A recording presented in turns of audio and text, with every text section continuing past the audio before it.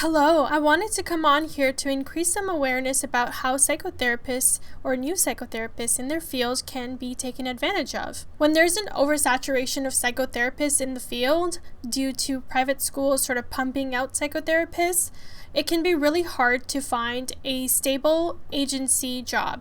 With the scarcity of agency jobs and the competitive nature of there being so many psychotherapists and social workers being favored over psychotherapists, you're left to function as an independent contractor. And this goes for any kind of practice you may think of joining, for example, a group practice full of individual therapists or a private practice with other therapists, or a wellness clinic with different types of practitioners. Like I said in my previous video, no one really teaches you how to navigate this profession. So I thought I'd share a personal story because there were many lessons to be learned there. This is a story about a clinic that never really was. In my search to work at a wellness clinic, because I was interested in the holistic aspect of healthcare, I found one that was really eager to work with me. So eager that I was invited right away to come meet with the clinic owner, and I found that kind of nice, as well as see the space I'd be working in. The rate wasn't really something I was totally happy about, but at the time I was kind of desperate, and this is because there was no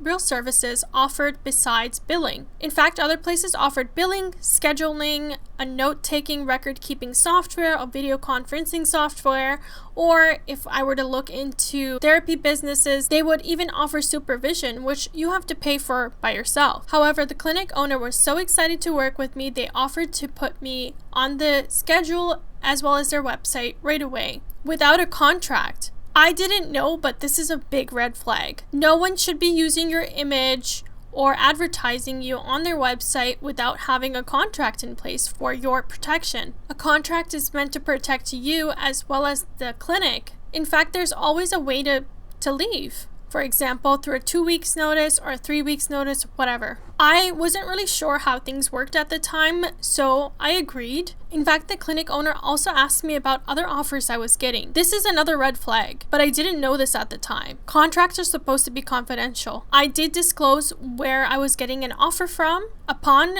their advice, I actually declined the offer.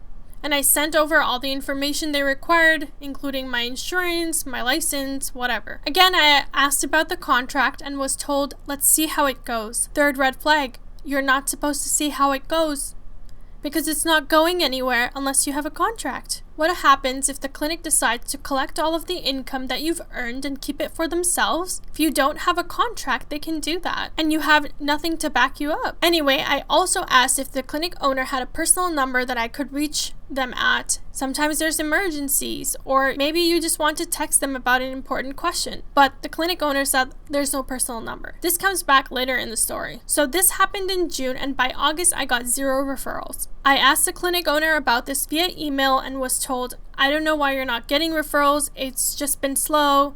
And I was hearing from my other peers that it's been a slow summer, so I thought, okay, whatever, and decided maybe I'll just give it some more time. In December, about 7 months later, I got an email from the clinic owner asking me to take over the other therapist's clients. Now, the other therapist that works there is not in my same category as a psychotherapist, but I was happy to take clients over for them in the spring. I accepted, and I said there's some important conversations that need to be had about the transfer of the clients, including the contract.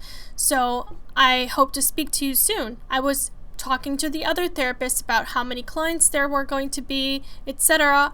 And I had decided, okay, I'm not going to be working until the springtime because most of them are in person, and that's when the therapist is leaving. So I emailed the clinic owner saying I don't want to be on the schedule right now. I'll start working in the spring. Meanwhile, to the other therapist, I said, if you have any personal virtual referrals, please send them my way.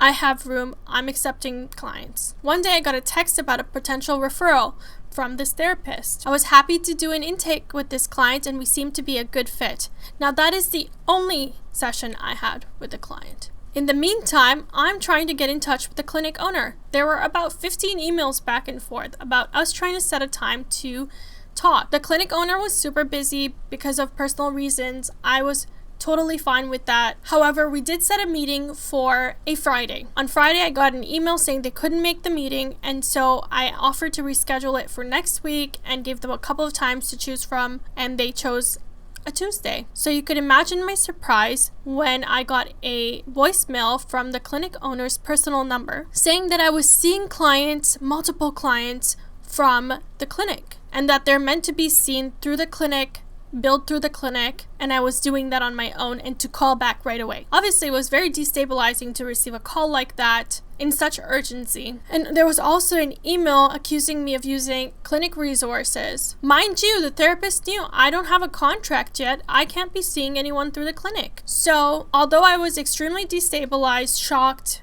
whatever, I decided to investigate where this miscommunication came from. The other therapist admitted that they did not explicitly state that the client was from the clinic.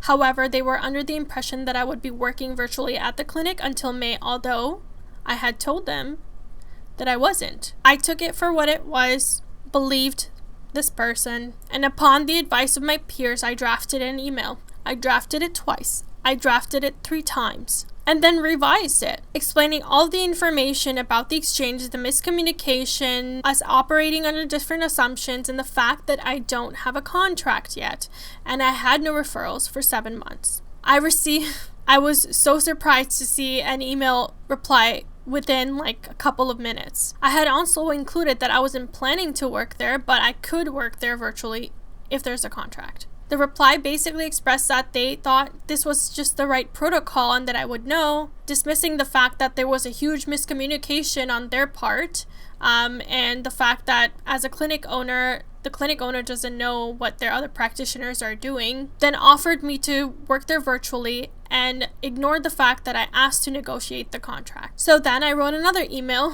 specifically outlining I don't want to be on the schedule until I have a contract in place that I am happy with. I got an email reply right away again, and this time the clinic owner let me go. Now I wasn't going to reply to that email, but something still didn't feel right. Now a client transfer is a very serious and sensitive time for the clients, and we're meant to really focus on the client's well-being. This has to be a karmic coincidence that the exact client in question that I stole from the clinic emailed me at that time regarding a different issue. I responded with the answer they needed and asked them, hey, by the way, did you seek services through this clinic or did you find the therapist on your own? The client responded, I found the therapist on my own.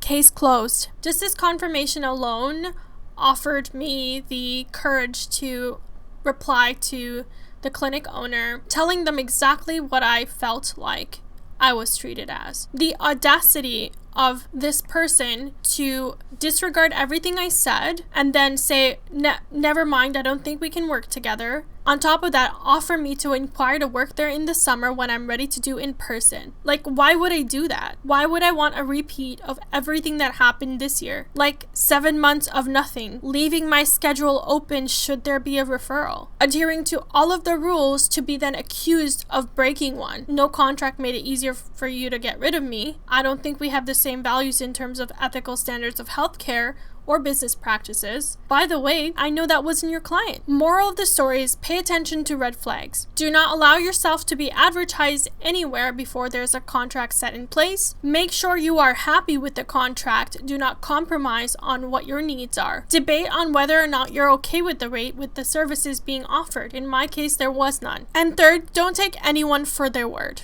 If you're an honest person, know that other people have no problem lying. So good luck out there and practice safe contracting.